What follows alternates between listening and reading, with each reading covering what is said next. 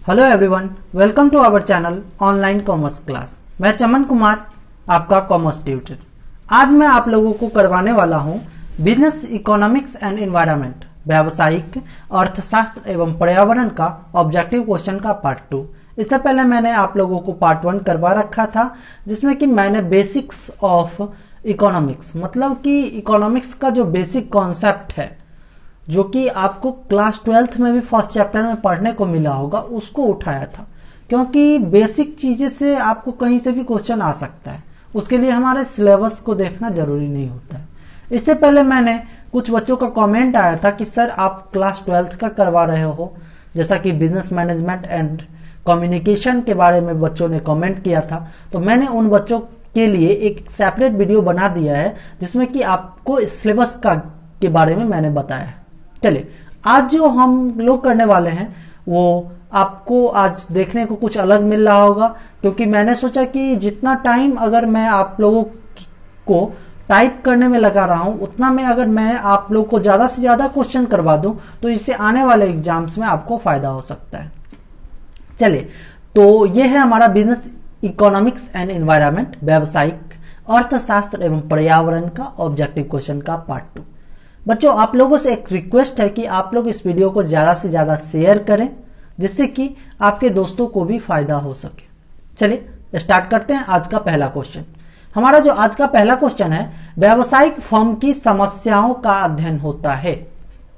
व्यवसाय के फर्म में जो कंपनियां में जो समस्याएं आती है, उसका अध्ययन हम किस अर्थशास्त्र की शाखा के अंतर्गत करते हैं, अर्थशास्त्र के किस ब्रांच के अंतर्गत इस व्यावसायिक फर्म की समस्याओं का अध्ययन करते हैं।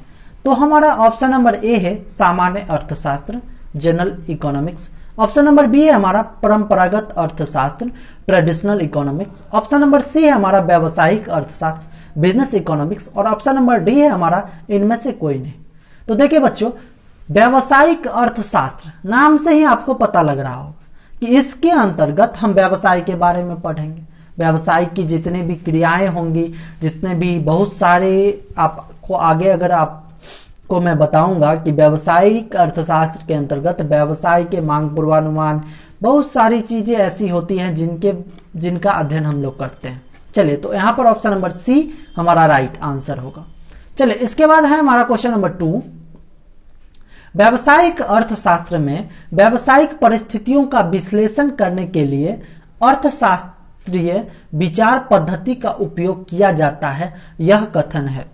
देखिए बच्चों, इसमें क्या है कि आपको मैंने इससे पहले एक video business management and communication का था, उसमें भी बताया था, और साथ में अभी भी मैं आपको क्लियर कर दूं कि एग्जामिनर के लिए, मतलब जो क्वेश्चन सेट करते हैं उनके लिए सबसे अच्छा क्वेश्चन उठाने का, बिना मेहनत के क्वेश्चन उठाने का एक जरिया होता है कि आपको डेफिनेशन डाल दे और यह कथन किसका है, ये जो डेफिनेशन आपके देख रहे हैं वो किसका है, ये बताना होता है।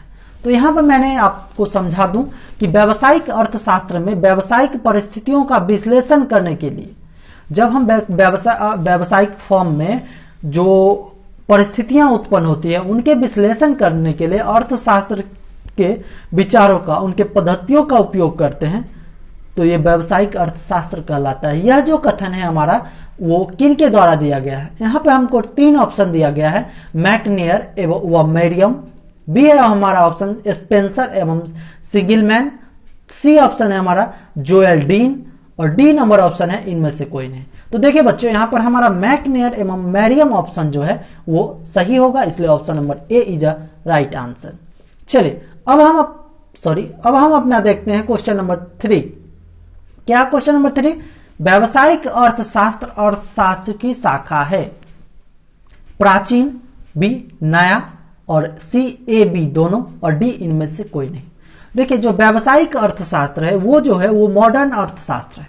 कौन सा अर्थशास्त्र है? मॉडर्न। और ये जो है प्राचीन नहीं है, ये नया है। क्या है? नया है। इसलिए ऑप्शन नंबर बी जो होगा वो हमारा राइट आंसर होगा। चलिए, अब हम देखते हैं हमारा चौथा नंबर क्वेश्चन। व्यावसायिक अर्थशास्त्र की मुख्य विशेषताएं हैं। जैसा कि मैं बता रहा हूं आपको, अगर विशेषता बहुत सारी होती है जो कि डेफिनेशन से बाहर आता है, डिफिनीशन से निकलता है। आपको एग्जामिनर क्वेश्चन सेट करने वाले ऐसे भी क्वेश्चन ला सकते हैं कि आपको 3 विशेषताएं दे दिया जाए और चौथा ऑप्शन हो इनमें से सभी, या ऐसा भी क्वेश्चन हो सकता है आपको 2 विशेषताएं दी गई हो, उनमें से सी नंबर ऑप्शन हो, ए बी दोनों, और डी हो इनमें से कोई नहीं। ऐसा भी क्वेश्चन आ सकता है कि उसमें एक ही विशेषता रहे और एक विशेषता ना रहे और तब भी ए बी दोनों रहे। समझ गए? तो ये भी ध्यान रखिएगा, ऐसा क्वेश्चन कम सेट होता है मगर चांसेस होते हैं। चलिए यहां पर क्या था क्वेश्चन, व्यावसायिक अर्थशास्त्र की मुख्य विशेषताएं हैं, फर्म के सिद्धांत से संबंधित, विशिष्ट अर्थशास्त्र, निर्देशात्मक प्रकृति, इनमें से सभी। देखिए व्यावसायिक अर्थशास्त्र के अंतर्गत क्या होता है, फर्म के सिद्धांत से संबंधित होता है, चूंकि यह फर्म में आने वाली परिस्थितियों का विश्लेषण करके उसको सॉल्व करने का काम करता है। एक विशिष्ट अर्थशास्त्र है, विशिष्ट मतलब स्पेशल फॉर द पर्पस, मतलब कि कोई चीज के लिए, जैसे व्यवसाय के लिए है इसलिए विशिष्ट है। निर्देशात्मक प्रकृति, इसमें डायरेक्शन देने का काम किया जाता है। और ऑप्शन नंबर डी, इनमें से सभी, 4 का आंसर हो जाएगा हमारा डी। चलिए और 5 नंबर क्वेश्चन है हमारा, फर्म के सिद्धांत के अंतर्गत आता है मांग व पूर्ति का विश्लेषण, बी लागत व आय का विश्लेषण, सी ए बी दोनों, और डी इनमें से कोई नहीं। तो जैसा कि मैंने इसमें आपको इसके के ऑप्शन में था, ए नंबर ऑप्शन में फर्म के सिद्धांत से संबंधित है। तो यहां पर जो फर्म के सिद्धांत के अंतर्गत क्या क्या चीज का अध्ययन करना होता है हमको, मांग व पूर्ति का विश्लेषण करना, बी लागत व आय का विश्लेषण करना, सी ए और बी दोनों, डी इनमें से कोई नहीं। देखिए फर्म में क्या होता है, मांग कितनी होगी हमारे प्रोडक्ट का, हम पूर्ति कितने का कर पाएंगे, इन सब का विश्लेषण होता है। लागत कितना होगा, आय कितना होगा, इनका विश्लेषण किया जाता है। तो ये फर्म के सिद्धांत के अंतर्गत आते हैं, इसलिए option number C A B दोनों हमारा होगा राइट आंसर। अब है हमारा क्वेश्चन नंबर 6, व्यावसायिक अर्थशास्त्र की प्रमुख विशेषताएं हैं। ऑप्शन नंबर ए अधिक व्यावहारिक उपयोगिता, बी अधिक परिष्कृत एवं नवोदित विषय, D C option number A B दोनों, और डी इनमें से कोई नहीं। पहले मैं आपको इसका जो ऑप्शन है उसको समझा दूं। अधिक व्यावहारिक उपयोगिता, यह जो होता है व्यावसायिक अर्थशास्त्र वो प्रैक्टिकल नहीं होता। ये प्रैक्टिकल मतलब कि उसमें क्वेश्चन सॉल्व करना नहीं होता, वो व्यवहार में लाने की बातें होती हैं जो व्यवहार में आती रहती है। और यहाँ पे दूसरा चीज है हमारा अधिक परिष्कृत और नवोदित विषय, मतलब कि एक नया विषय है, शैशव अवस्था में है, मतलब अभी जन्म ही लिया है ये विषय, ऐसा कह सकते हैं। इसलिए option number C A B दोनों हमारा होगा राइट आंसर। चलिए अब है हमारा 7 नंबर क्वेश्चन, व्यावसायिक अर्थशास्त्र की प्रकृति है, यह ऑप्शन नंबर ए कला है, ऑप्शन नंबर बी विज्ञान है, option number C A B दोनों, और ऑप्शन नंबर डी कोई नहीं। तो देखिए बच्चों कि जैसा कि व्यावसायिक अर्थशास्त्र ये कला भी है और विज्ञान भी है, समझ गया, इसलिए ऑप्शन नंबर सी हमारा राइट आंसर होगा। व्यावसायिक अर्थशास्त्र का क्षेत्र है मांग विश्लेषण तथा मांग पूर्वानुमान, उत्पादन एवं लागत विश्लेषण, मूल्य नीतियां निर्धारण एवं व्यवहार, इनमें से सभी। तो देखिए बच्चों व्यावसायिक अर्थशास्त्र के अंतर्गत हम ये तीनों चीज कार्य को करते हैं, इसलिए ये तीनों जो होंगे हमारे व्यावसायिक अर्थशास्त्र के क्षेत्र होंगे, इसलिए ऑप्शन नंबर डी जो होगा वो हमारा राइट आंसर होगा। व्यावसायिक अर्थशास्त्र के प्रमुख क्षेत्र हैं, ए पूंजी प्रबंध, इसके अंतर्गत हम क्या करते हैं, पूंजी का प्रबंध करते हैं। बी लाभ का प्रबंध, लाभ का कैसे यूटिलाइजेशन होगा, जो लाभ होगा उसका कैसा उपयोग होगा। उपभोक्ता व्यवहार का अध्ययन, मतलब जो हमारे कंज्यूमर होंगे उनके व्यवहार कैसा है, डी इनमें से सभी। तो ये तीनों जो है वो व्यावसायिक अर्थशास्त्र के क्षेत्र हैं, इसलिए हमारा ऑप्शन नंबर डी जो होगा वो राइट आंसर होगा। चलिए अब है हमारा 10 नंबर क्वेश्चन, निम्न में से व्यावसायिक अर्थशास्त्र का क्षेत्र है। तो देखिए यहां पर मैंने क्या किया, इन दोनों क्वेश्चन में 3-3 डाला और उसका ऑप्शन इनमें से सभी डाल दिया। तो देखिए यहां पर आप गौर से इस सब ऑप्शन को देखिए, क्योंकि आपको इन ऑप्शन में से डायरेक्ट ऐसा क्वेश्चन नहीं आ सकता है। आपको मान लीजिए यहां पर से क्या किया, ए नंबर बी नंबर उठा लिया और यहां पर से सी नंबर उठा लिया, 9 नंबर में से 8 नंबर में से ए बी उठाया और 9 नंबर में सी में उठाया और डी में दे दिया, इनमें से सभी। तो उस समय आप कंफ्यूज नहीं कर जाएं, इसलिए मैं ऐसा क्वेश्चन आपको करवा दे रहा हूं। चलिए 10 नंबर में आप लोग देख लीजिए, निम्न में से व्यावसायिक अर्थशास्त्र का क्षेत्र है बाजार अनुसंधान और परियोजना मूल्यांकन, ए बी दोनों और इनमें से सभी। तो देखिए यहां पर जो हमारा ऑप्शन है ए बी दोनों ये राइट होगा, क्योंकि व्यावसायिक अर्थशास्त्र के अंतर्गत हम बाजार का अनुसंधान भी करते हैं और जो हमारे परियोजना है, योजना है, उनका भी मूल्यांकन करते हैं। तो यहां पर देखिए क्वेश्चन का पैटर्न मैंने थोड़ा चेंज कर दिया। चलिए अब हमारा है क्वेश्चन नंबर 11, व्यावसायिक अर्थशास्त्र का विकास की अवस्था है। ए ऑप्शन है हमारा विकसित, बी ऑप्शन है हमारा शैशव, डी ऑप्शन है हमारा दोनों, और सी ऑप्शन है हमारा दोनों, और डी ऑप्शन है हमारा इनमें से कोई नहीं। तो देखिए बच्चों, व्यावसायिक अर्थशास्त्र का जो विकास है, इसका जन्म जो अभी ये आया ही है, इसलिए ये कैसा होगा, विकसित तो है नहीं, ये क्या है, शैशव अवस्था में है, इसलिए ऑप्शन नंबर बी होगा हमारा राइट आंसर। 12 नंबर क्वेश्चन है, मांग विश्लेषण के अंतर्गत आता है मांग निर्धारण शक्तियां, मांग की लोच, मांग विभेद, इनमें से सभी। तो देखिए बच्चों, यहां पर हमारा जो है मांग विश्लेषण मतलब कि डिमांड एनालिसिस के अंतर्गत क्या सब आता है। पहला है मांग निर्धारण की शक्तियां, जो जिस शक्तियां के आधार पर हम मांग का निर्धारण करते हैं। मांग की लोच, मांग का में क्या घटी और क्या बढ़ी हो रही है।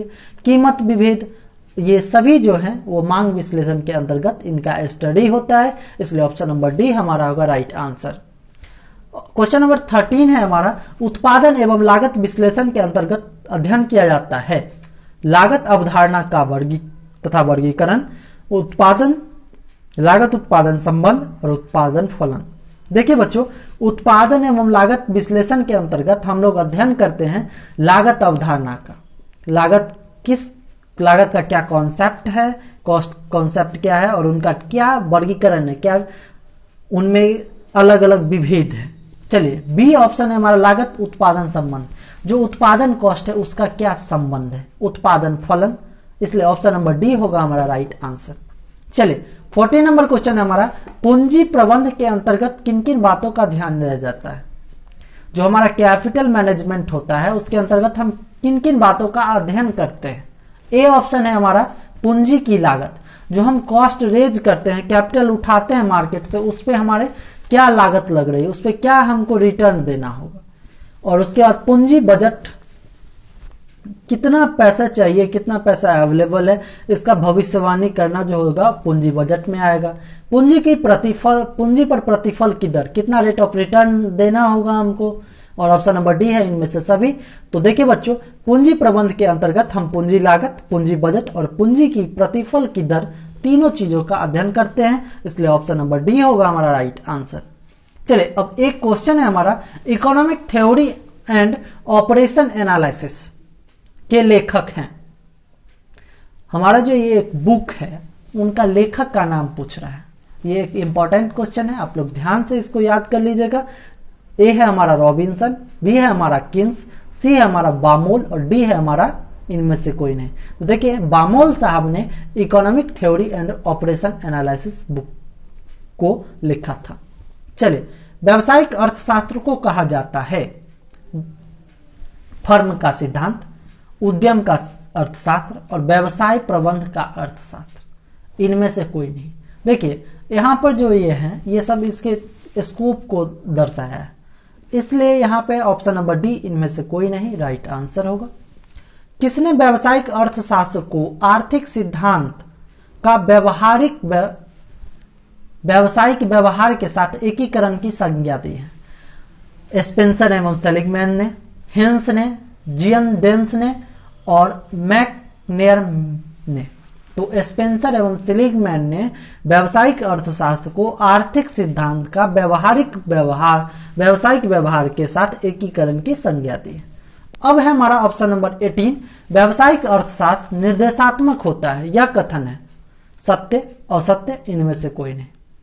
तो देखिए बच्चों, यहां पर जो हमारा ये पुराना पैटर्न पर मैंने एक क्वेश्चन 2-3 क्वेश्चन सेट कर दिया है, कहीं ऐसा भी क्वेश्चन आ जाए तो आप आसानी से बना दें।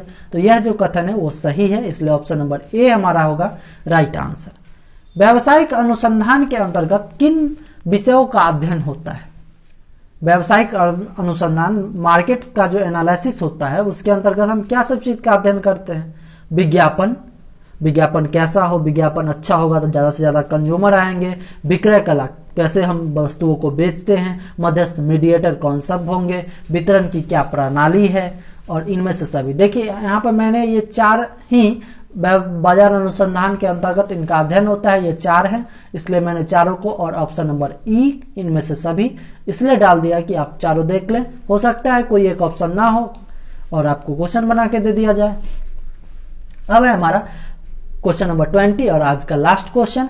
व्यावसायिक अर्थशास्त्र आदर्श अर्थशास्त्र का अंग है। ए है हमारा सत्य, बी है हमारा असत्य, डी है, सी है हमारा इनमें से कोई नहीं। तो देखिए यह कथन जो है वो सत्य है, क्योंकि व्यावसायिक अर्थशास्त्र जो है वो आदर्श अर्थशास्त्र का अंग है। अब बच्चों हमें कमेंट करके बताइए वीडियो कैसा लगा। वीडियो अच्छा लगा तो लाइक कीजिए, अपने दोस्तों के साथ शेयर कीजिए और चैनल को सब्सक्राइब कीजिए और बेल आइकन को प्रेस जरूर कीजिए, जिससे कि आने वाले वीडियोज का नोटिफिकेशन आप लोगों तक पहुंचता रहे। Thanks for watching, take care, bye bye.